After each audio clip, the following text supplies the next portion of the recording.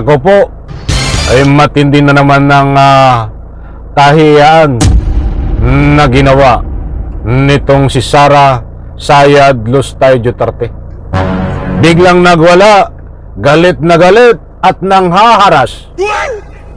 Alright, welcome back to my YouTube channel. I'm Andy's Vlog.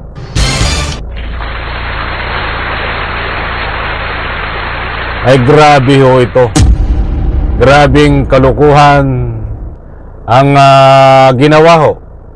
Grabing kahiyaan at nakakahiya ka. Sara Sayad Lustay Duterte. Siya yung ginawa na ito.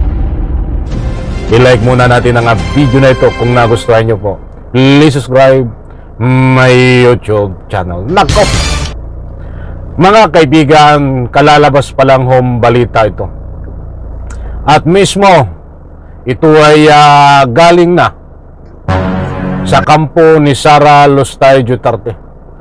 Na itong video na ito, mga kaibigan, kung si Sara Sayad Lustay Duterte, noong pa man ay nagwawala ho, nagagalit, nakakahiya ang ginagawa noon, mga nakaraang taon.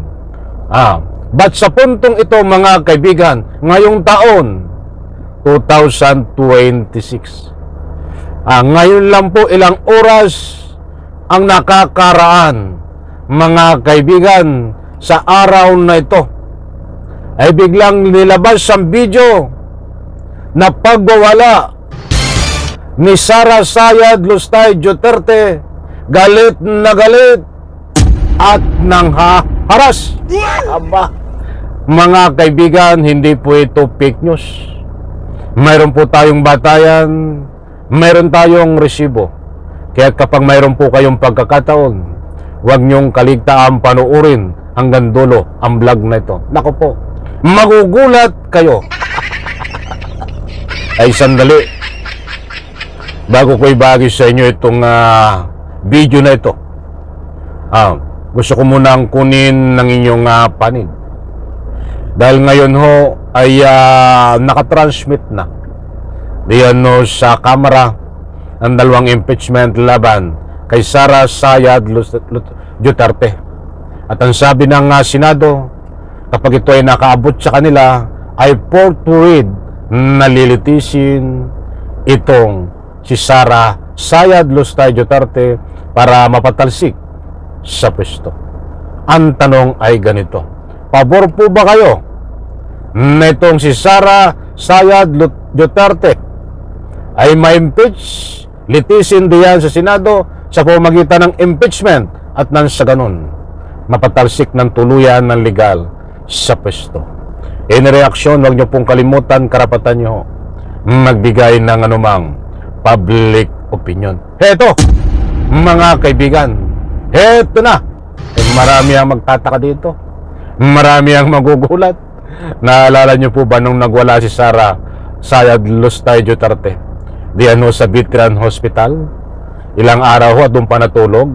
Pero kakaiba po ngayon ang kanyang pagwawala. Mas matindi pa, mga kaibigan, dahil ito ay may kasamang harassment at huli siya sakto sa pamamagitan ng video na ito. Na itong video na ito ay mainit-init pa, mga kaibigan, kalalabas lamang. Ibig sabihin, ilang minuto lang ho o ilang oras ang nakakaraan ginawa ito ni Sayad Lustay Duterte. Ito po, shout out sa lahat, mga kaibigan. Ang impeachment complaint na inendorso ng Akbayan ay isang papel na walang kalakip na kahit anong ebidensyang magpapatunay sa mga paratang na isinasaad dito. Hindi na ito bago. Matatandaan na ang impeachment laban sa akin ay naging sagot nila sa aking pag-alis sa gabinete. Isang hakbang na isinagawa dahil hindi na maipaliwanag ng Pangulo ang patuloy na pagkalugmok ng bayan sa kahirapan dulot ng kanyang kapabayaan at bisyo. Noong 19th Congress, binuksan pa nila ang isang Investigation in Aid of Legislation. Hindi upang lumikha ng batas, kundi upang magsagawa ng isang malinaw na fishing expedition para sa planadong impeachment laban sa akin. Paulit-ulit nilang ibinandera ang isyung Mary Grace Piatos bilang umano'y bahid ng katiwalian kahit na sa kabila ng lahat ng investigasyon ay wala silang naipakitang kahit isang direktang paglabag. Mga kaibigan niya no, si Sara Sayad Lustay Duterte. Galit na galit to mga kaibigan. At dito ho, sa bandang gitna, ibabahagi ko po sa inyo itong kasunod pa na matinding pagwawala ho na may kasamang harassment, mga mahal kung taga-subaybay. Ito ho, dali. At habang Ito. at pang-aabuso sa proseso ng impeachment ng Grupong Akbayan. Hindi malinaw kung ano ang ipinaglalaban nila para sa kaayusan ng bayan. Pero napakalinaw ng kanilang pamumulitika at pagpapahirap sa usaping diplomasya ng ating bansa. Sa huli, ang tunay na laban ay hindi lamang laban ng iisang tao o iisang grupo. Ito ay laban para sa katotohanan at sa dangal ng ating bansa. Naway magsilbi itong paalala sa ating lahat na ang kapangyarihan ng impeachment ay hindi dapat ginagawang sandata ng politika, kundi isang banal na proseso para sa hustisya at pananagutan. Sapagkat kapag nanaig ang abuso, ang tunay na talunan ay ang sambayanang Pilipino. Syukran. Nako! Iyan po si Sayad Lustay Duterte. Mga kaibigan, nako, ay hindi na po tayo nagtaka kung ano ang mga sasabihin niya dahil ito pa dali, ito Ang talumpati noong Agosto 2020 bilang isang grupo. At habang ang dali lang. may puso sa proseso ng impeachment ng Grupong Akbayan, hindi malinaw kung ano ang ipinaglalaban nila para sa kaayusan ng bayan. Pero napakalinaw ng kanilang pamumulitika at pagpapahirap sa usaping diplomasya ng ating bansa. Sa huli, ang tunay na laban Ay, nasabi mo na kanina, paulit-ulit ka. Mga kaibigan, maliwanag naman ho diyan na isang uri na naman ng kanyang pagwawala. At ang sabi nga niya ay isang uri ng pangabuso, harassment ang ginagawa sa kanya dito sa impeachment. Aba, kahit hindi po tayo nagpapakalat ng anumang fake news dito, mga kaibigan. Ang sabi ko nga, isang uri ng pagwawala ay nandyan ho.